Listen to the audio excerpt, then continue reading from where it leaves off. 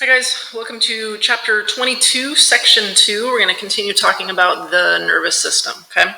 So the nervous system has two main parts, two main divisions, which then also include some other things, okay? First, the central nervous system. That's probably what you think about mostly when you think of the nervous system. If you look at the picture there, the purple part is the central nervous system, and that's just the brain and the spinal cord, okay? And the brain is it's like the computer of the body. It's our control center for everything. Everything originates from the brain. All the instructions, all of the body processes, all of that comes from the brain, and those impulses get sent downward, okay? But we also have what's known as the peripheral nervous system. That's the yellow part that you see in that picture. That's all the nerves coming off of the brain and the spinal cord, and then feeding the rest of the body, okay?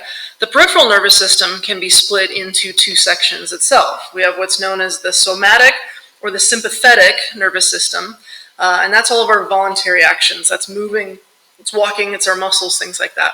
And then there's our autonomic or our parasympathetic nervous system, and that's all of our involuntary actions, all the stuff that's happening with your body that you don't think about.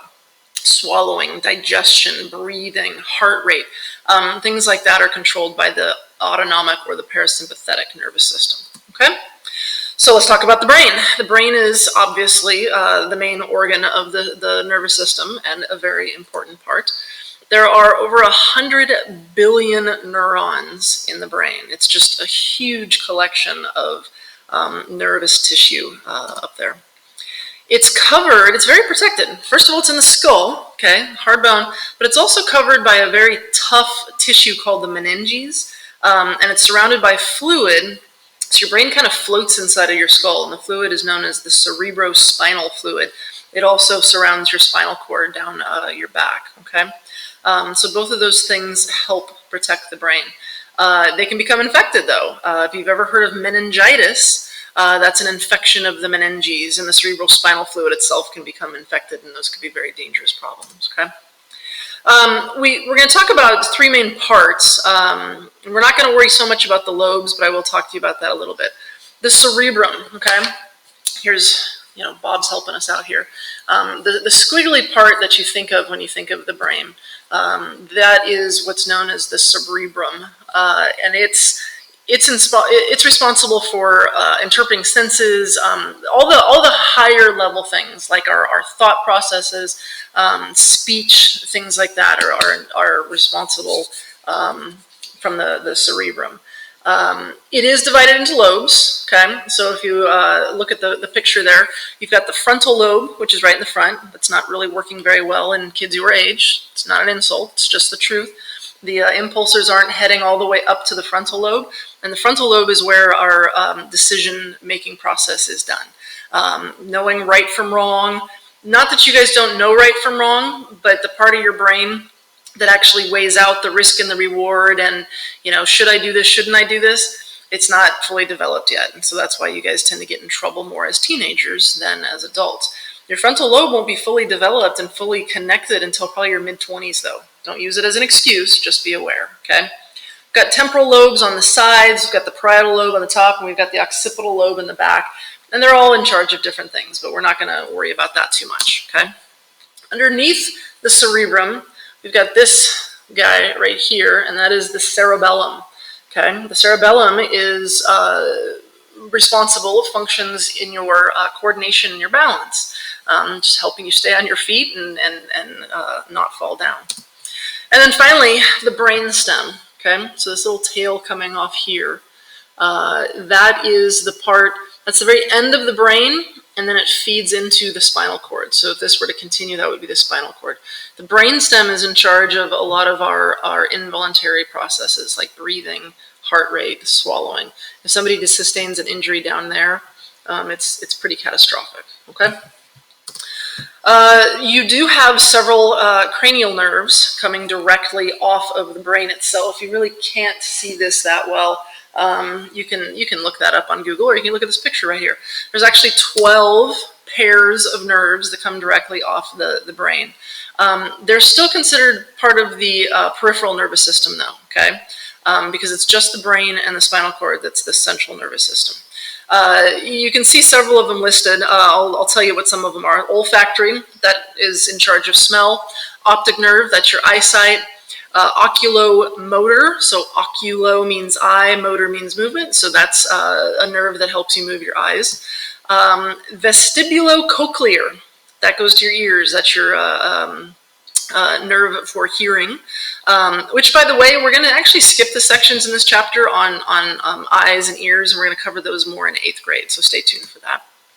Hypoglossal, or glossal, that is a nerve that controls the muscles in your tongue, so that helps you talk. Facial muscles, the facial cranial nerve is what allows us to smile and frown and just basically move our facial muscles.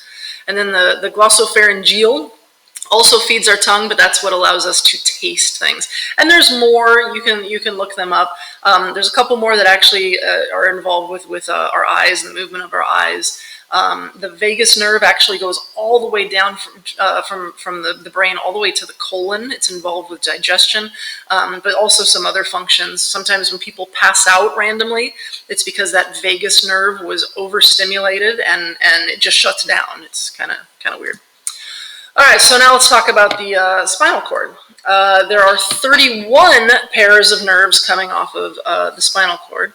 And you can see several of them branching down. I'm going to try to move myself a little bit lower. There we go.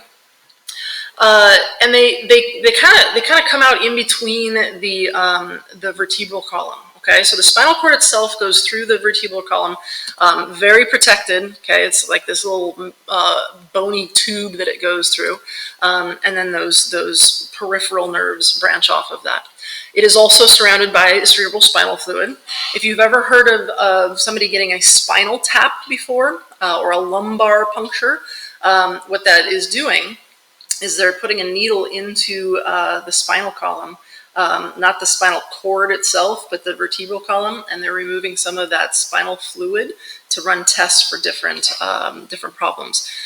When pregnant women get epidurals, they actually inject the medicine directly into there because it blocks the feeling then below where the injection was. Okay, so now let's talk about complete versus incomplete spinal cord injuries. If somebody breaks their back, it doesn't necessarily mean they're going to be paralyzed. You can break your vertebrae and not injure your spine at all. It's totally possible. Okay, you can damage the spinal cord. It can become swollen. It can become irritated. It can even be severed partway. That's all considered incomplete spinal cord injuries. If the signal from the brain can go all the way down to the end of the spinal cord, then the function will still be there, even if it's injured. Sometimes it just needs to heal. If the spinal cord is severed, though, meaning it is completely cut, that interrupts the pathway for the impulses, okay? So let's say somebody breaks their neck and has a complete spinal cord injury up here, okay? That means all of those nerves below that point aren't getting the commands. They're not getting the signal from the brain. That's when people are paralyzed. That would be known as a quadriplegic because the nerves that control the arms and the nerves that control the legs are not getting impulses. They can't move those things. If somebody breaks their back and severs their spinal cord lower down, let's say right there, you can see that these are still going to get the signal, and so the arms will still be able to work. But these nerves that feed the legs are not going to get that impulse, and so that person would be known as a paraplegic. They would not have the use of their legs, okay? Those are with the complete spinal cord injuries. All right, now let's talk about reflexes. Man, I tell you, God designed our bodies to be absolutely amazing. We have this reflex that happens so quickly without us even thinking about it that sometimes your body will react to something before your brain has even realized that you're in pain. It actually bypasses the brain. Pain, by the way, while we don't like it, is really important. It tells us when something is damaging our body, and it gets us to try to stop it, okay? So if you reach and touch something sharp, or you reach and you touch something hot, your body's going to say, hey, this is damaging the tissue of your hand, and you need to stop as soon as possible. The sooner you can remove yourself from the heat, the less damage is going to occur. So there's this thing known as a reflex arc. And those neurons, those inner neurons and those motor neurons are taken in that stimulus and giving a command, but they actually do it from the spinal cord itself, as opposed to going all the way to the brain. So if I touch something hot, the signal goes through my arm to my spinal cord. My spinal cord automatically sends a signal back saying, pull back. This is bad. This is hurting. This is why when somebody claps in front of your eyes blink, but even when you try not to. It takes several practices for you to be able to keep your eyes open. It's a reflex. Your body is protecting itself, okay? Now, that signal is still eventually going to go all the way up to my brain, and my brain is going to say, ouch, pain. But guess what? And we're talking fractions of a second here, but if you could actually go slow motion enough, if you could record the time slow enough, you would see that you are reacting, you are pulling away before you're actually sensing or feeling the pain itself. Because God knew those split seconds could even prevent injury. So our spinal cord can help us in that instance. All right, now let's talk about concussions. A concussion is basically a bruise of your brain. It's very protected in there with the fluid and surrounded by bone, but it's fragile. The brain is very soft. And there's 3 different ways that you can sustain a concussion. One is by actually getting hit in the head, okay? Get hit in the head by an object, whatever that might be. That's an obvious way to cause a concussion.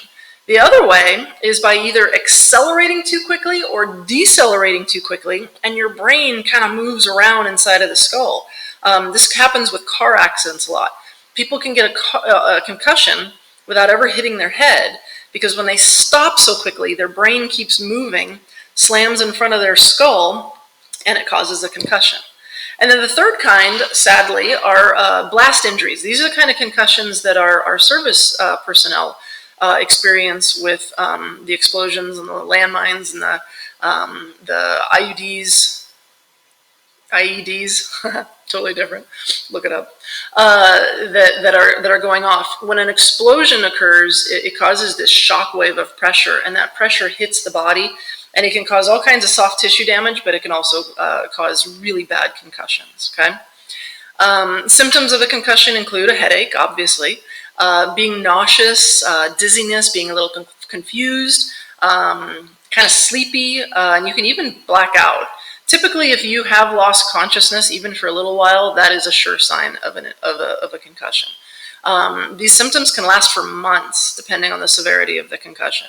And you are susceptible to, like, once you've had a significant concussion, your brain is susceptible to it. It's you don't want it to keep happening. This is what's going on with football. This is why helmets are so important with football. This is why people talk about, should we or shouldn't we play?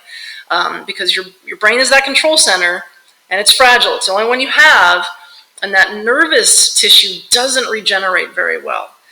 Your brain can relearn new pathways, but if you damage your brain, you've possibly damaged it for good. So you got to take care of it. So you guys wear a helmet.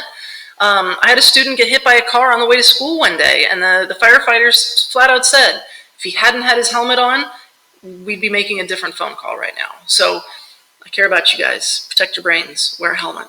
All right? Talk to you guys later.